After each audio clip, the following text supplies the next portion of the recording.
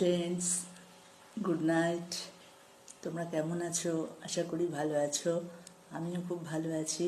কাল বলেছিলাম যে ছেলের এক্সাম চলছে, যার জন্য সব কিছু সামলে সংসারের সমস্ত কাজ সামলে তবে একটু অ্যাক্টিভ হতে পারছি। তোমরা পাশে থেকো, সাথে থেকো। দুকলি গান গেয়ে আজকের মতো গুড নাইট জানাই আবার। এমন একটা ঝিনুক খুঁজে পেলাম না, যাতে মুক্ত আছে। এমন কোনো মানুষ খুঁজে পেলাম না, যার মন আছে।